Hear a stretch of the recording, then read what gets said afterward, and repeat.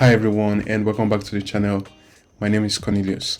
So in this video we're going to be talking about dictionaries in Python. So dictionaries is one of the most powerful and most popularly used data structures in Python. It's very powerful for structuring data. So in this video you're going to understand how to create dictionaries, how to use them, modify them, and access values inside them.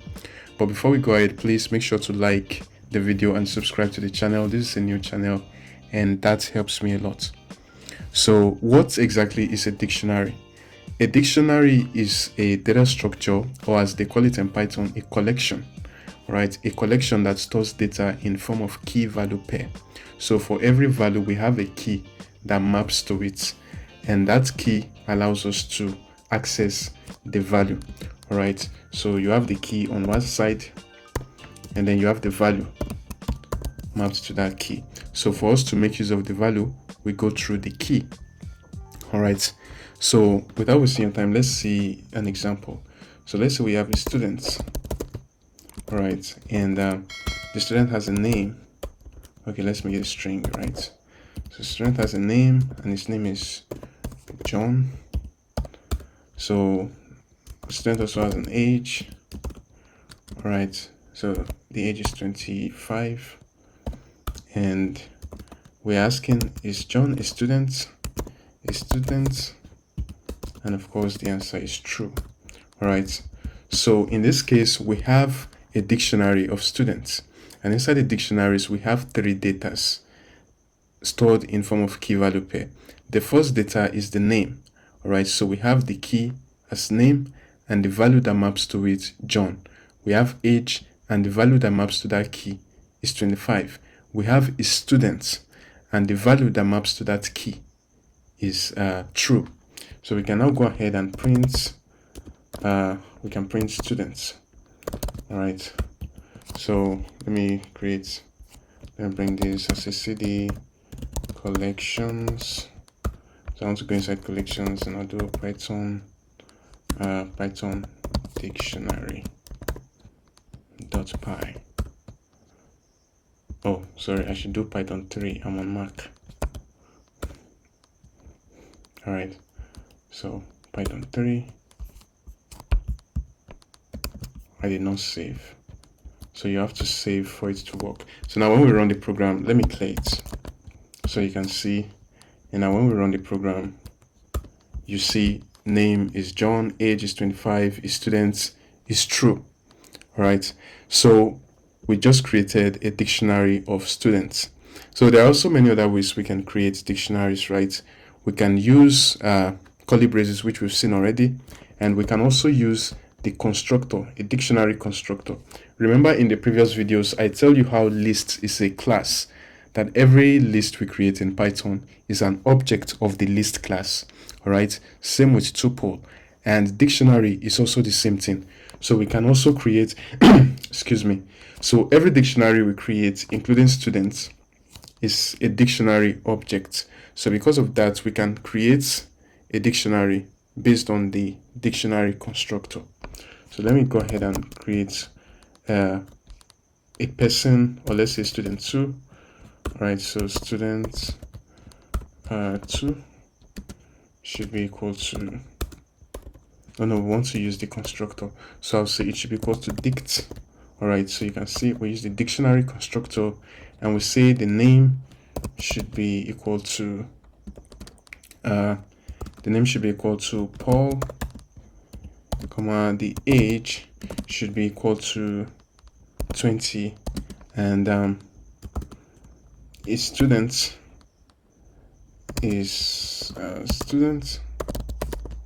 should be equal to true. Right, so now when we print student 2, so we expect to see okay, I did not save, I should save, and we can also run it by clicking on this play button here. So now you have Paul, you have age, you have a student, and you have true. All right, and also we can create an empty dictionary similar to empty list in the previous video. So I can say empty dict should be equal to just an empty curly braces, and of course when we print that, you get an empty dictionary with nothing inside it, as you can see here. So now we've been printing our dictionaries together. We can actually go inside it and get a particular value. All right, so let's say in students we want to get the name John. All right, so we use the key to get that value. So for us to get John, we use the key called name. So let's go ahead and do that. I'll say print students, and you put curly braces and you enter the name. All right, so when we print that, so using the key name, we are able to get John. All right, so we can also get the age for student 2. So I'll say print student 2, but instead of square brackets, we can use the get method. All right, so we say get let's say get age. All right, so now when we print it, we get the age of student 2, which is 20. All right, so in many cases, it's actually better for us to use the get method, because get method is safer than square brackets, because it won't throw an error if the key does not exist. All right, so we can do what's it called? We can also add values to our dictionary. All right, so let's say we have another student. I'll say student 3 should be equal to name is Steve,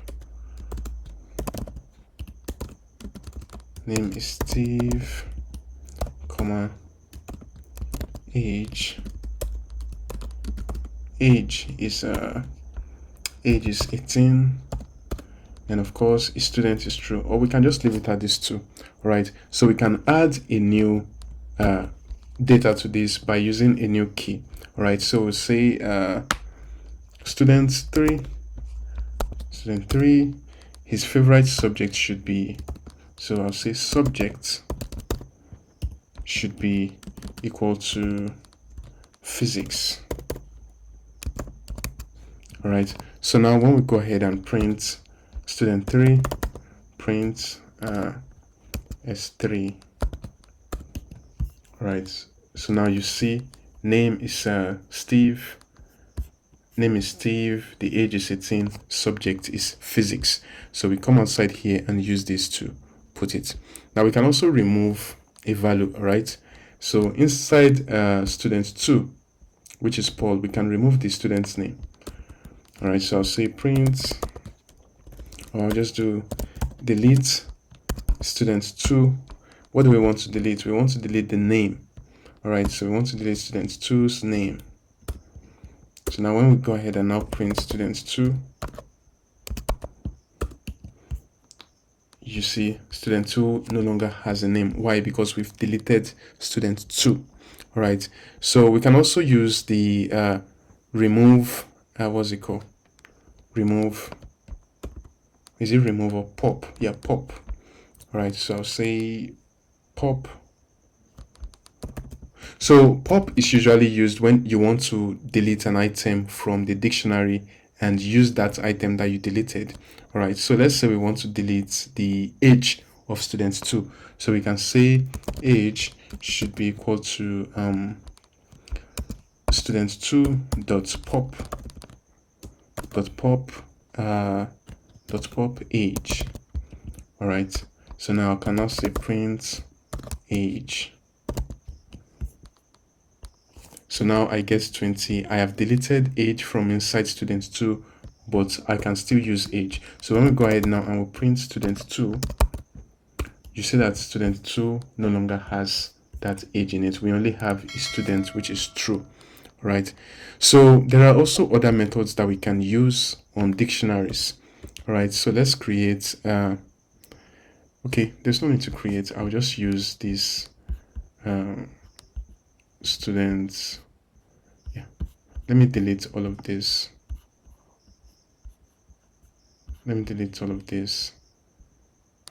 All right, so I'll use the students. I can now say print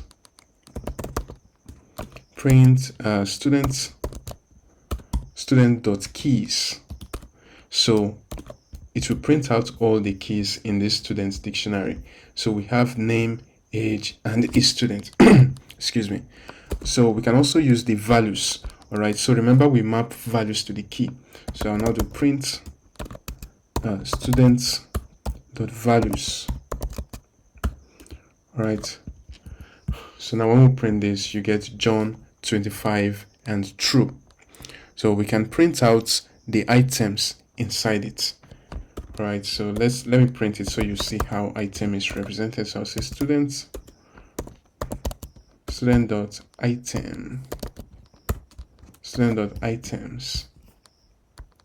All right, so it prints each one together as items inside a list. All right, so you have name is John, age is 25. It prints them together, kind of as using the syntax of a tuple. All right, so we can also have nested dictionaries. We can have nested dictionaries, and nested dictionary simply means one dictionary inside another. Okay, so we can say, let us to use students as example. So I'll say students, plural in this case. So students should be a dictionary. Then in that dictionary, we have the first student whose name is Steve. All right. Then Steve, the value that we should give to Steve would then be another dictionary again.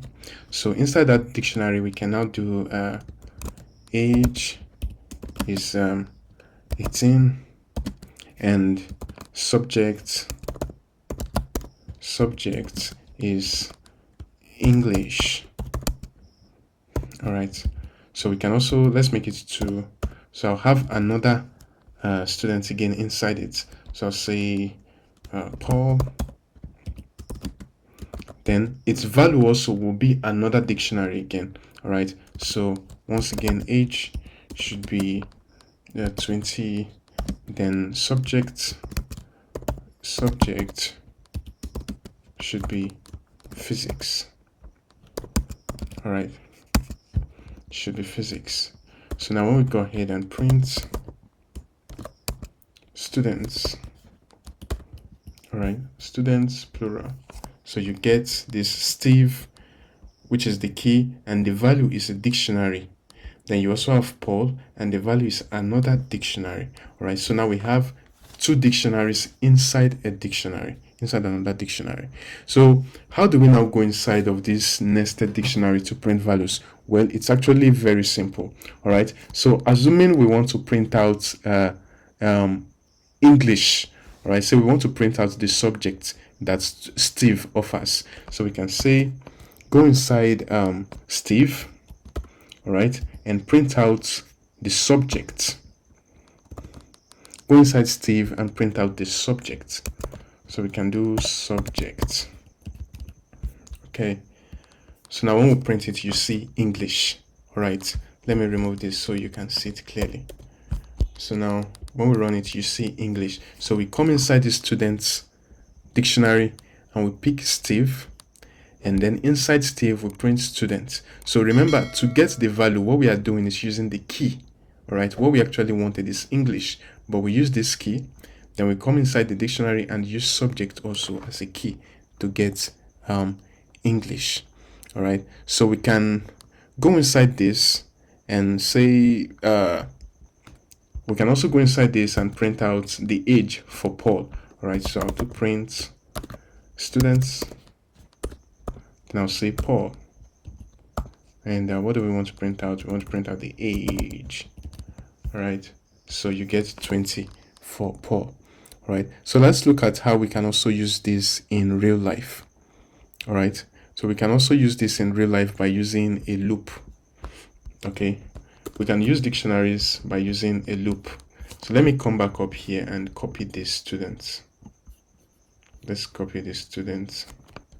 Command C, and I'll say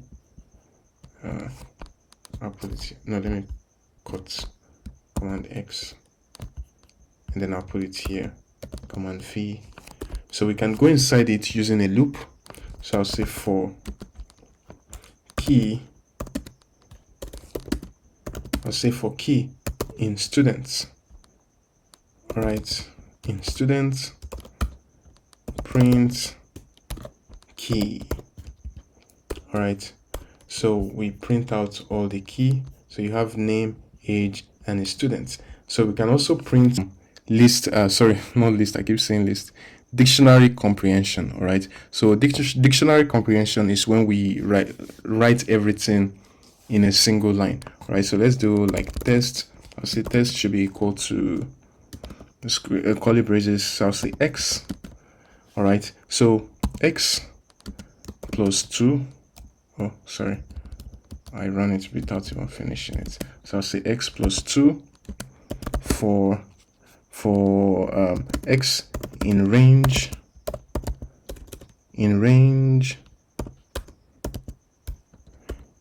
of 10, or let's do 5. All right, so it will not be too much. So what am I doing here? I'm saying we should create a new dictionary called tests.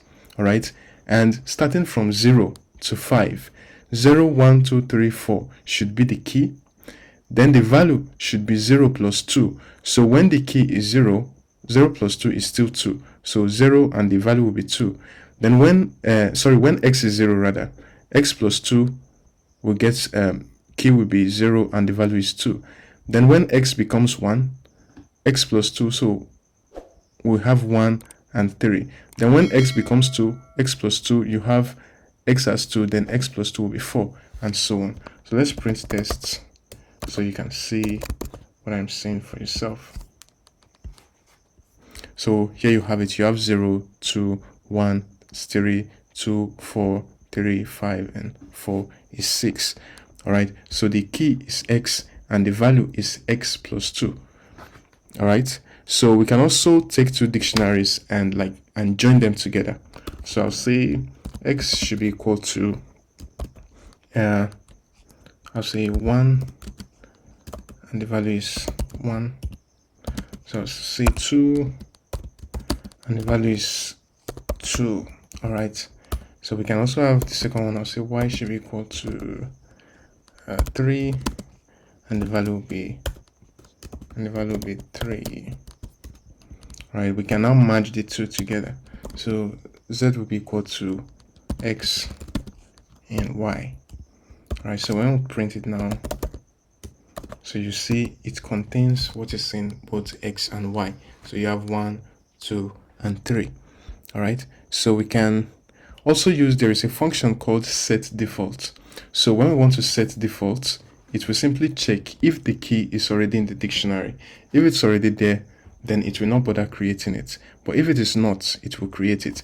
So for instance, if I do y.setDefaults, right? y.setDefaults, and I say 3, right? I say 3 and I put, let me just say fun. All right, let me use fun as the key. So in this case, I'll do print y. All right, so you can see it's even complaining already. Okay, sorry, it should not be full colon, it should be comma. So when we run this now, you see it still contains only 3. Y contains only 3 because this key already exists. But when I go ahead and I change this key from 3 to 4, because 4, the key 4 does not exist inside y, this value that we put now will now be added. So when you run it again, you now get 3 as 3 and 4 is fun. All right, so that's all for this video, and in the next video I'll be talking about the comparison between multi-dimensional lists and dictionaries. So thank you so much for watching, and if you find this video helpful, please make sure to hit the subscribe button and like the video, and I'll see you in the next one. Bye for now.